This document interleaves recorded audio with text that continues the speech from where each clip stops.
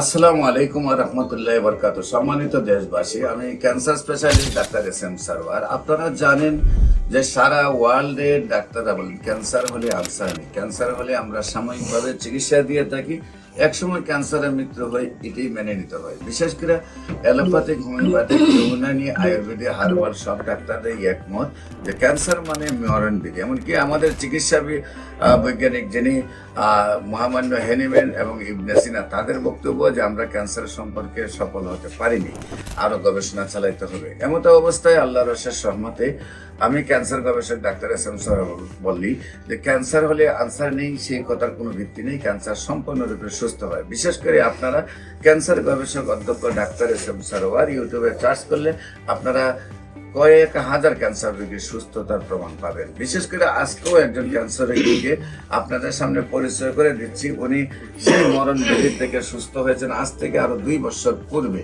বিশেষ করে কিভাবে অসুস্থ হয়েছিলেন, কিভাবে সুস্থ হলেন, কোথায় কোথায় চিকিৎসা করলেন এবং কিভাবে সুস্থ হয়েছেন আমরা তার নিজের মুখে শুনবো। আপনার নাম?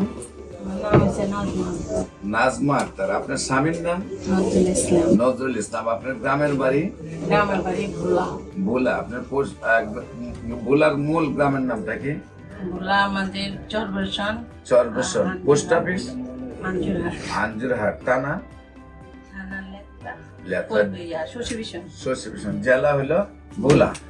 আচ্ছা, আপনি প্রথম ডাক্তারের কাছে কেন গেছিলেন এবং কিভাবে টেস্ট করে কি অবস্থায় আসছেন এবং কোথায় কোথায় চিকিৎসা করছেন, কিভাবে সুস্থ হয়েছেন? আমি প্রথম ডাক্তারের কাছে গেছি, পিজিতে গেছিলাম।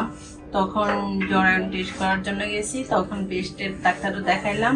পরে বলছে যে আপনার ব্রেস্টের সমস্যা আছে, ইউএনজিতে আলট্রাসাউন্ড করে। তখন আমি ওখানে গেছি, ওখানে যাইয়া আলট্রাসাউন্ড করতে পারি না, ওদের টাইম নিয়েছে 1 মাসের জন্য। তো আমি হাজবেন্ডের কাছে ফোন দিয়েছি, বলছে তুমি তাড়াতাড়ি চলে আসো, আমরা প্রাইভেট ভাবে দেখাবো। তারপর 10 নম্বর পপুলারে দেখাইছি। দেখানোর পরে উনি আমাকে ওষুধ দিয়েছে। ওষুধ দিয়ে বলছে যে আপনি খান, 2 মাস পরে আমার সাথে দেখা করবেন। তখন ব্রেস্টে কি প্রবলেম হইতো? কোনো প্রবলেমে হয় না।